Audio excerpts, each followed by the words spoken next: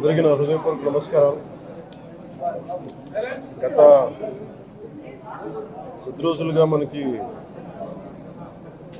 తిరుమలలో జరిగిన అపచారం మనకి బయటకు వచ్చింది.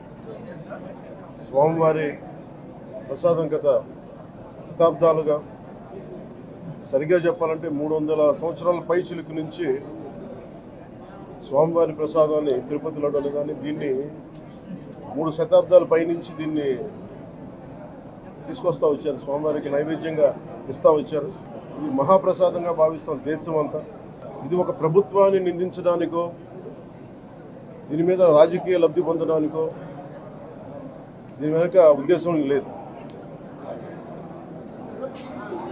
వైసీపీ పాలనలో టీటీడీ బోర్డుని కాన్స్టిట్యూట్ చేసిన విధానం మేము ముందు నుంచి ఆక్షేపం తెలియజేస్తూ ఉన్నాం.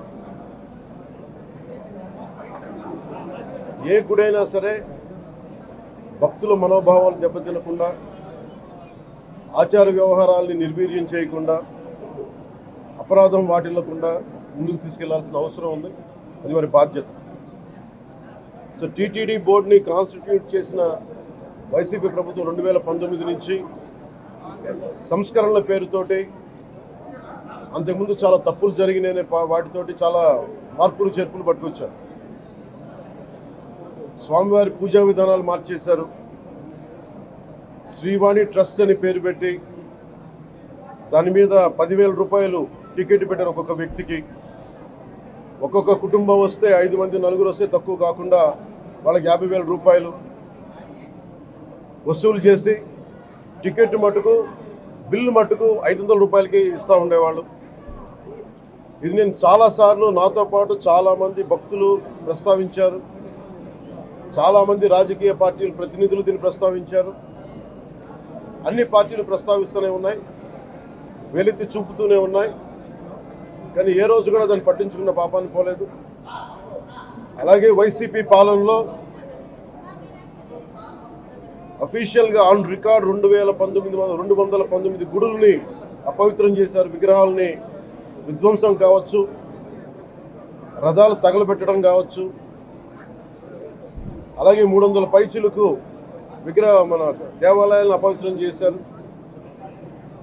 ఇన్ని జరిగినా కానీ ఎప్పుడు నేను గొంతెత్తుతూనే ఉన్నాను. ఆ రోజు రామతీర్థం సమయంలో కూడా రాముల వారి విగ్రహాన్ని తల నరికేస్తే అర్చకులు దాన్ని, రాముల వారి విగ్రహాన్ని ఇలా పట్టుకొని ఆయన బాధపడుతూ ఉంటే ఆ రోజు కూడా నేను తెలియజేశాను.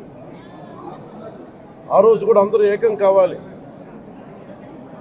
ఎవరి మతమైనా కావచ్చు, ఎవరి ప్రార్థనా మందిరాలు కావచ్చు, దేవాలయం కావచ్చు, మస్జిద్ కావచ్చు, చర్చి కావచ్చు, కానీ వారి మనోభావాలకి దెబ్బతినేలాగా దాడులు జరిగితే బయటికి రావాలి అని అందరూ నేను కోరుకుంటే, ఆ రోజున చిలకలూరుపేట నుంచి ఉండే ముస్లిం సమాజ సోదరులు కూడా బయటకు వచ్చి ఆ రోజున మద్దతు తెలియజేశారు.